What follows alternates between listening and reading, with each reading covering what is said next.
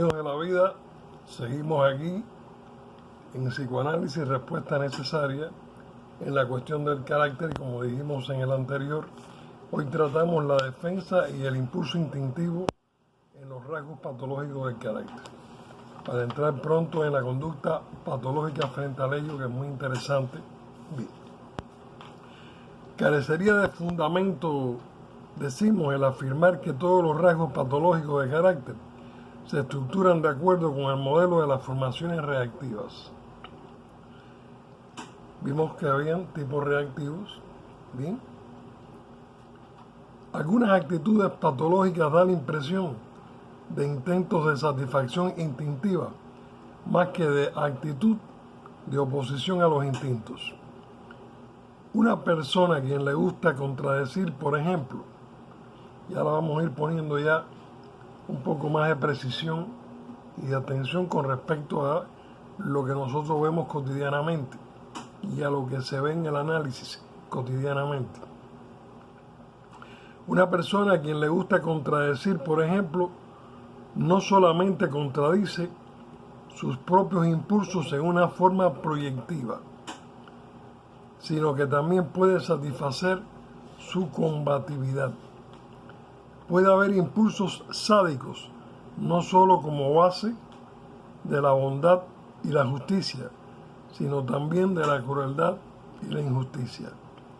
Las tendencias instintivas pueden haber sido incorporadas a la organización del yo y hallarse bajo su influencia y ser con todo patológicas.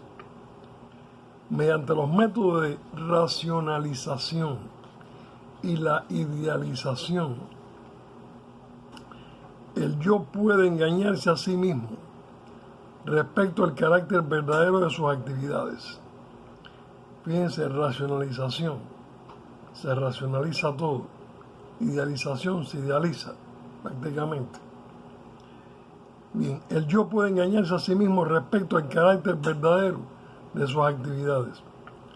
Las gratificaciones deformadas, firmemente empotradas, gracias a tal disfraz en los rasgos de carácter, alcanzan a menudo una importancia vital para toda la economía libidinosa.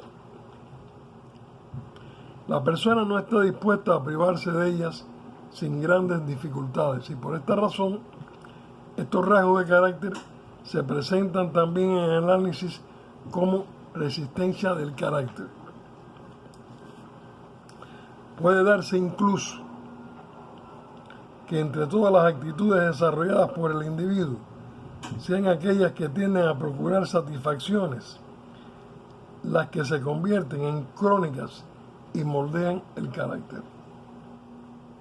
A esto hay que agregar que al hablar de satisfacción, en este aspecto no se trata solamente de satisfacción de deseos instintivos, sino también satisfacción de ese anhelo de seguridad.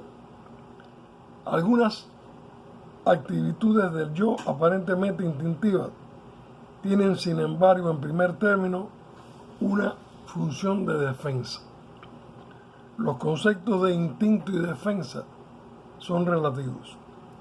Hay noticias de neurosis en las cuales el conflicto fundamental parecía plantearse entre dos instintos de fin contradictorio.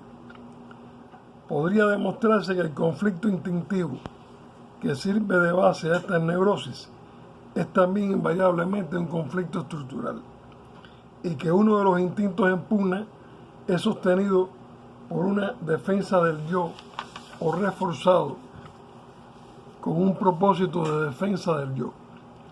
No es el caso de una actitud defensiva definida en lucha contra un impulso definido. Existen siempre variaciones, lucha activa y penetración recíproca, junto a la conocida disposición en tres capas: instinto, defensa, instinto que se abre nuevamente paso. Existe otra disposición en tres capas: instinto, defensa y defensa contra la defensa.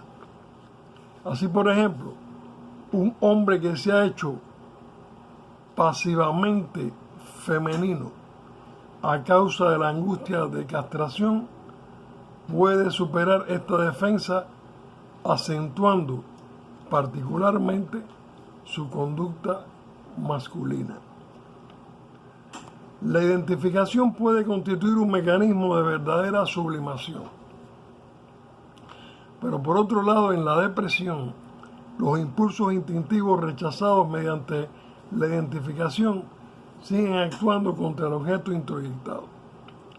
El hecho de que la identificación actúa de esta manera no nos revela si la actitud en cuestión se basa en una sublimación o es, por el contrario, de carácter reactivo, tipo sublimado o tipo reactivo. Un ejemplo de especial importancia desde el punto de vista de las relaciones sociales en general es la psicología de la compasión. La compasión es sin duda, esto lo vemos a diario, un rasgo de carácter vinculado a un primitivo sadismo. Cabe sospechar la existencia de una formación reactiva. ¿Qué personaje este Freud? A menudo esta sospecha se confirma bastante, y es cuando mediante el análisis con el paciente o a causa de una explosión instintiva aparece efectivamente el sadismo bajo la máscara de la compasión. Hay mucha gente bien sádica en el mundo que siempre están hablando de compasiones. Pero otras veces la compasión parece ser una sublimación y haber reemplazado realmente al sadismo. En ambos casos el mecanismo básico parece ser una identificación con el objeto del sadismo primitivo. Este lenguaje no estamos acostumbrados, ¿no? Heckels, Jekyls, estudió detalladamente la compasión del tipo sublimado. Una persona puede, por ejemplo, haber deseado originariamente que un hermano fuera pegado por su padre. Se opondrá él mismo a este deseo, pensando que no es el hermano el que debe de ser pegado, sino él mismo, por haber tenido ese mal deseo. Esta persona, del tipo descrito por Heckels, repudiará luego esta idea mediante el pensamiento de que no debería ser pegado, que quería ser amado. Y desde ese momento tratará a los objetos tal como había querido ser tratado por su padre o luego por el superyo. La compasión que infunde a su conducta hacia los objetos es una especie de gesto mágico que pide amor hacia él y niega la idea de que merece ser pegado.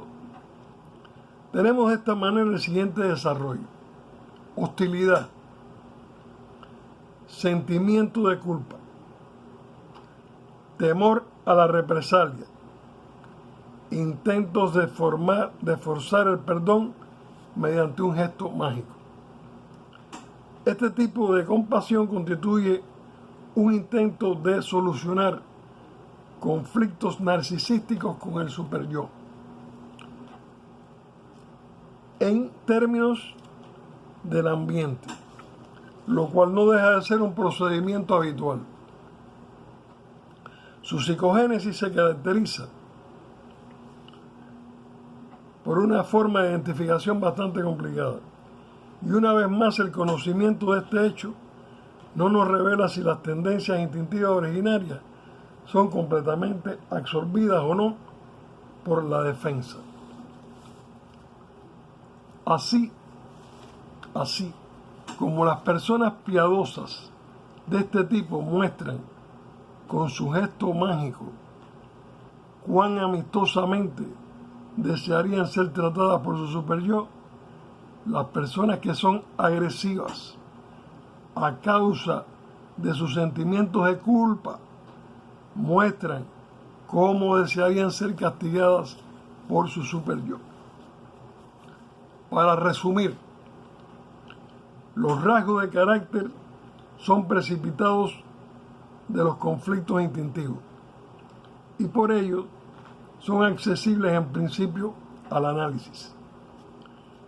Los trastornos del carácter, empero, no son solamente una forma específica de neurosis, difícil de definir y que merece ocupar el capítulo final en una obra sobre las neurosis específicas, ya que todas las neurosis, excepto las neurosis infantiles, tienen su raíz en el carácter, es decir, en la variedad particular de adaptación que ha hecho el yo a los instintos, así como al mundo externo.